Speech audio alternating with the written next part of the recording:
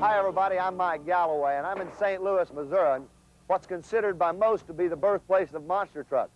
I'm referring to Midwest four-wheel drive, the home and the headquarters for the king of the monster trucks, Bigfoot.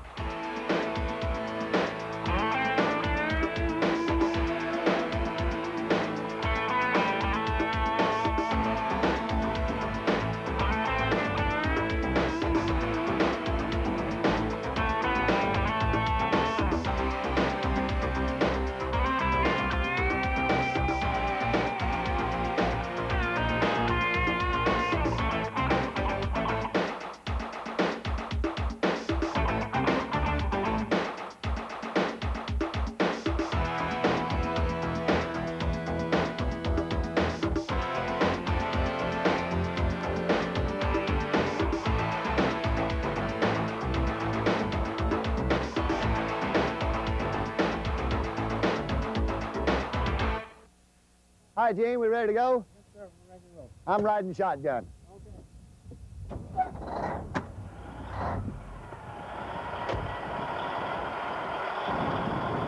We're finally on our way, heading out with Bigfoot and the crew to TNT's Monster Truck Challenge at the Coliseum in Roanoke, Virginia.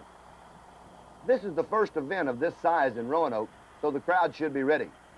And from what we've heard about the Coliseum and the competition, it's going to be one very tough race. Jim, when you look at a monster truck, probably the most distinguishing thing about the vehicle, it says I'm a monster truck, it's got to be the giant tires. Where do these tires come from? These tires are originally developed for commercial liquid fertilizer spreading machinery used in the Midwest and some of the western states in the very large farms. Each tire can carry over 10,000 pounds. A monster truck only weighs 15,000, so one tire can almost support the weight of the whole truck. How long will a set of these tires last in competition? In competition or just general use, I have gotten as much as 2 years out of a set of tires, knock on wood, and I've also got as little as a month out of a brand new set. It really depends on how you hit the car. If you land on the cars wrong, you're going to come in contact with the windshield post, antennas, and a few other things that can really take one of these tires and cut it wide open and ruin it.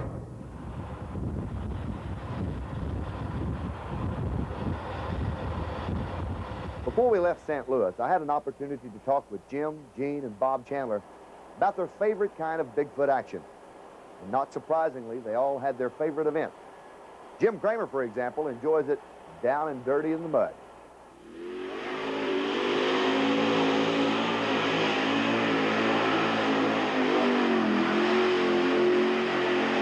When I pull up to that line, what goes through my mind is hopefully I've got my engine tuned just as crisp as it can be, developing the most horsepower it can. Did I pick the right spot in that 40-foot area to launch from? Launch is all important in a mud run. Did I pick the bottom of the terrain in the pit? Did I pick the right spot to go through? Is the left front tire going to grab and throw me completely over to the right, almost out of the pit and be disqualified? A lot of those things are running through your mind. Perfect mud pit is one that you can hopefully make it through with and use all your truck. You know what I mean? Make it, but use every ounce of power and every ounce of driving technique you have. I call that a perfect pit. It took me, I guess, four years before I finally made it over the gravel ramble hill. It's a 270-foot high, 70-degree angle pea gravel hill. And at first they wouldn't even let me on it because the truck was too big. It'd tear the hill up, is what they said. And finally, after their events were over, it used to be 3 or 4 o'clock in the morning, they'd finally let me attempt the hill. I have one truck that I use for hill climb. That's Bigfoot-1, the original one. And we've got a great big motor in a 640 cubic inch Allen root motor. And it produces a lot of wheel speed, and that's what it takes to kind of keep the tires spinning. There's just all the way up the hill to get over it. I guess it was about 2 years ago I finally got a chance to do it in the daytime, and we went, by the third try, we went clean over the top of it, and it was neat. It's a good feeling.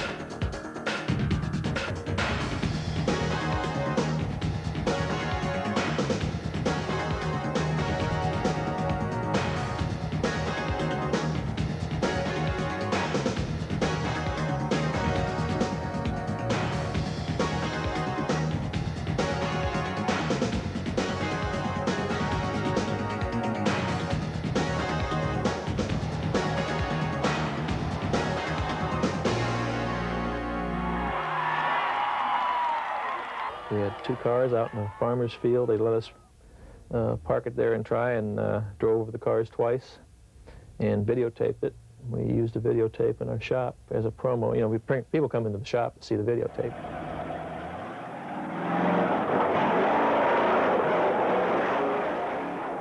It took us 6 months after I crushed the first set of cars before we do it in front of a crowd. A promoter asked me to do a car crush in front of the crowd, and Merrill and I talked about it, and he says, no, it's destructive, and it would really hurt the image that we've got. And he finally talked me into doing it, and the crowd went nuts. And all ages, kids to grandmothers, they really liked it, what we did, so we've been doing it ever since.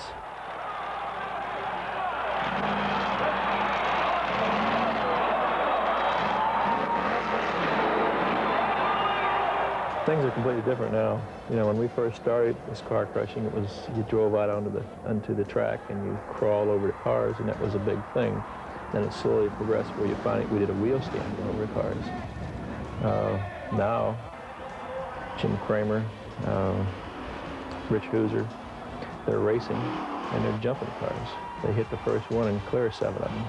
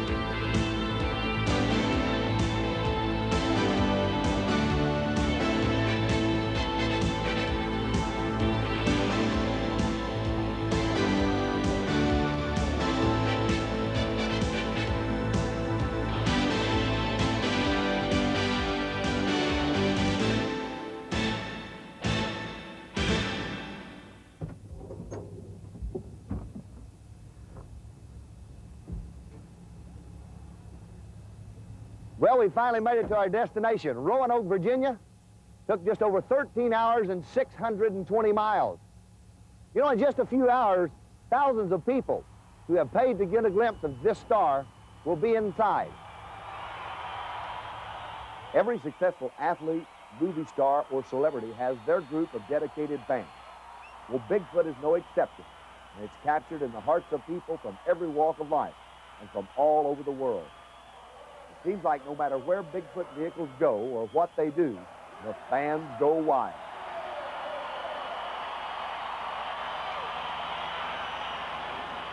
Why do people shower such affection, attention, and undivided loyalty on this truck?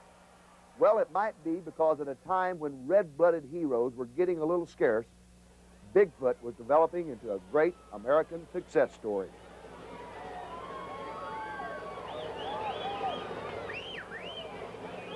And over the years, like any good star, the Bigfoot owners, Bob and Marilyn Chandler, and their crews haven't forgotten their roots. The how and why of Bigfoot's phenomenal success. The Bigfoot fan. And that's why for more than a decade, with a fan club of 15,000 members and still growing, much of Bigfoot's time in the spotlight has been devoted to making personal appearances, donating time to charity, and just plain working hard to make people happy. But beyond its commercial value, Bigfoot's status as a silent spokesperson and American hero is constantly being applied by Bob and Marilyn Chandler towards trying to help people and make them feel good. From sharing Bigfoot magic with the patients in hospitals to showing kids that drugs aren't the answer, Bigfoot is larger-than-life proof that dreams can come true. You know, the mania of this monster truck has been growing since the truck made its movie debut back in 1979. The list of movie and television credits made by Bigfoot over the years would make any star envious. From the unforgettable cameo appearance in Take This Job and Shove It,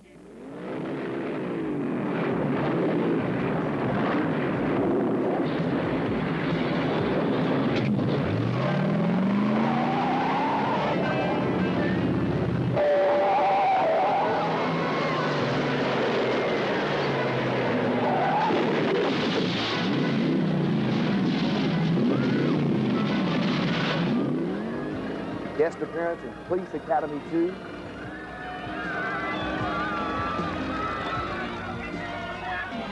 That's Incredible. On its road to victory, Bigfoot has left behind an incredible path of destruction. Here's another look at Bigfoot's bruising dash to the finish. Bigfoot has proved once again it's truly the most incredible monster truck. Ripley's Believe It or Not. For the crowd, Bigfoot is the ultimate fantasy, a force no traffic jam could ever resist. The tires are 10 feet tall. A 1,000 horsepower engine roars under the hood, and the entire rig weighs 7 tons. And these days, real superstardom only comes once you've made it in music videos for MTV. To be exact, this is not fiction, this is all fact. The man in the back is dressed in black. He's going for we going.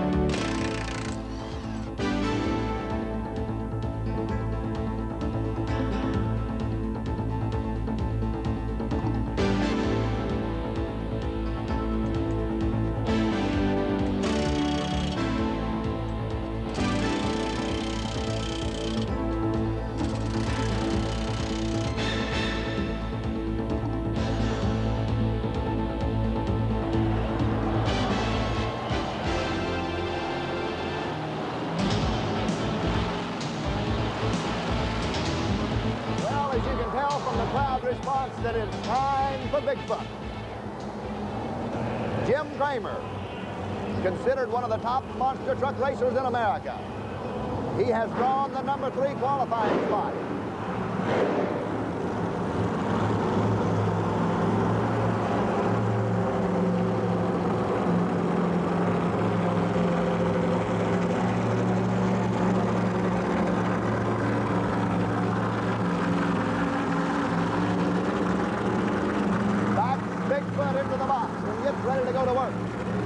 Supercharged 460 cubic inch Ford motors, triple Predator carburetors. Kramer on go. Let's see how he attacks the track. Short shot on the hole. Watching on the front. Flying over all of them. Cleared the line.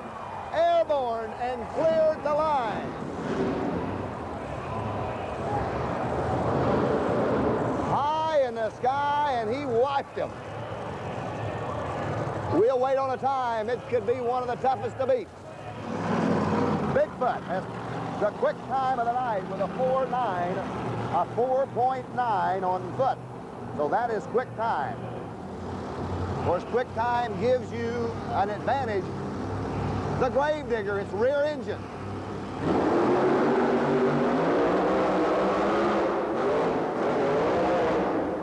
On top of it. Earth-shattering, ground-pounding pass.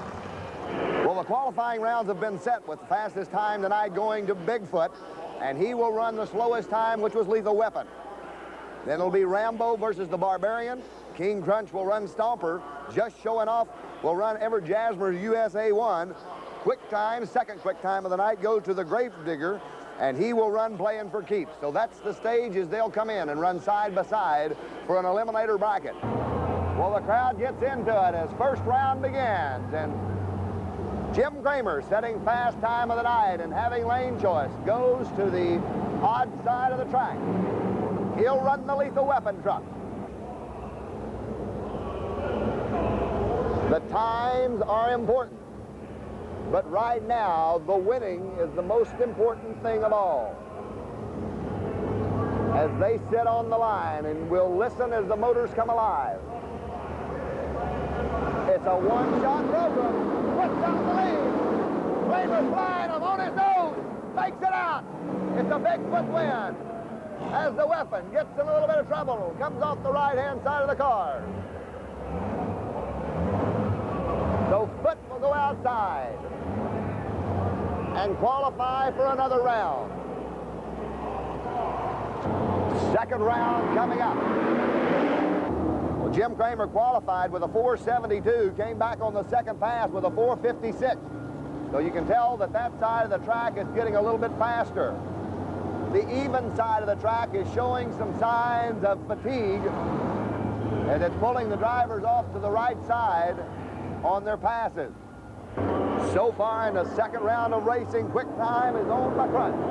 Look at that. Talk about Crunch. They have smashed them to nothing. Playing for Keeps his stage. He's running the big blown motor of the Gravedigger. Who's it gonna be?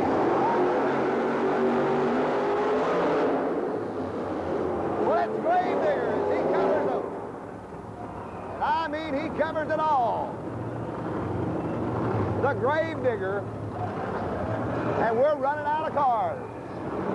That'll just be a short period of time between this round and the winner of this round advancing on to the semifinal.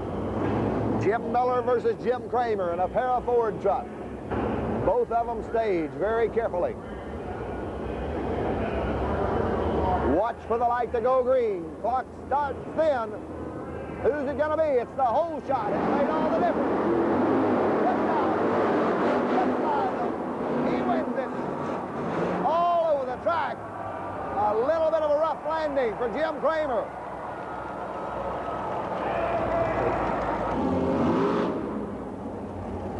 Semifinal round, the quarterfinal. This winner of this will go into the finals, and it's Bigfoot versus Rambo. The Ford has quick time of the night so far, and that is a 4.36. He did it on his last run at a 4.36. Rambo stayed. Bigfoot is stayed. One of these will go home. Christmas tree light in hand. Watch them as they go. Who's it gonna be? What's Kramer leaves on him. Look at that. Shuts it down at the wall. Shuts it down at the wall. You don't get much closer than that. As Bigfoot, Jim Kramer, goes into the finals.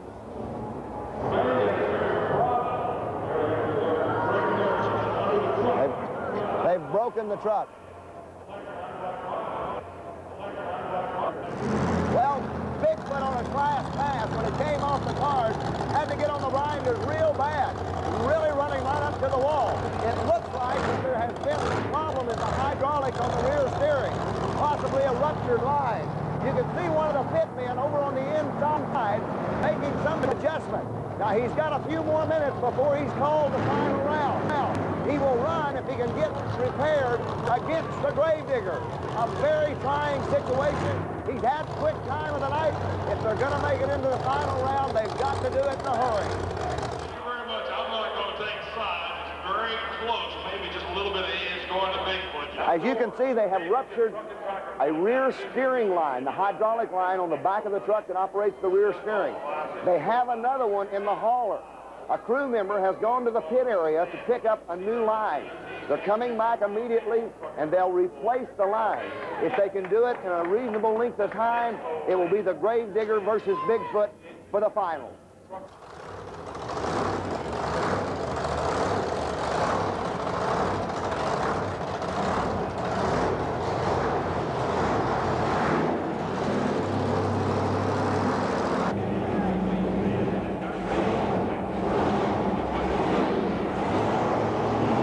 We talked earlier about the ruptured steering line on the Bigfoot truck.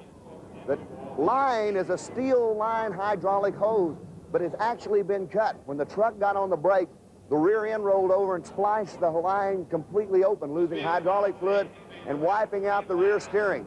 They have gone to the pit area, they're going to repair it, and they'll be back in just a moment.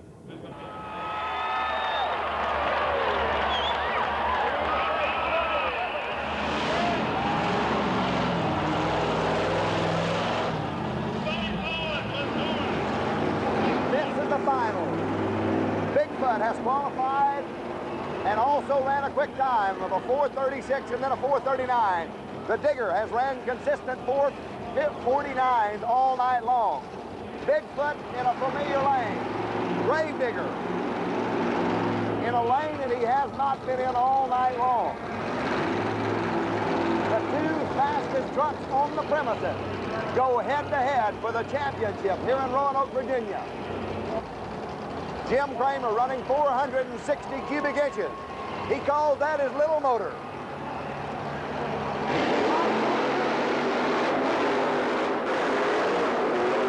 It's the foot! The foot pulls it out! Bigfoot pulls it out at the end! He did it in the air! What a finish for what a race! Bigfoot on top all the way! What a final! It was neck and neck, and he passed him right at the line! Bigfoot takes one home! Looks like that when Jim Kramer landed, the right front tire came back around real hard. So it could be another problem for Bigfoot, but at this time of the night, it makes no difference. It's all Overville. He does it in a 4:33. That's the quickest anyone has ran the course all night long. It's Bigfoot in the winner's circle tonight.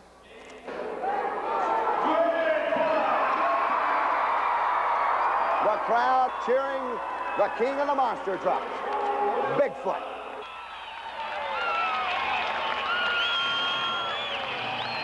From very humble beginnings as a hobby of one man to world-sweeping phenomena as it is today, shaping the face of one of the newest competitive sports in automotive racing. Bigfoot, king of the monster truck, will have a unique and unforgettable place in legend and history. Bigfoot, part Hollywood star, the unflinching hero, meeting all challenges head-on. And part American dream, trying your hardest to win and succeeding against all odds. Bigfoot, king of the monster truck, makes the kind of statement that most Americans want to hear. And according to Bob Campbell, the countless hours and days spent making Bigfoot a reality really were worth it. It's so neat to get out there in front of the crowd and see their reactions, see the kids' reactions mainly. That's what really turns me on. We work here a lot of hours. We work through the night quite often. We turn around and look at each other and say, what are we doing this for? And you get out and do a show, and the kids come up to the truck before and after the show, and it's like an idol to them, and that makes it worthwhile.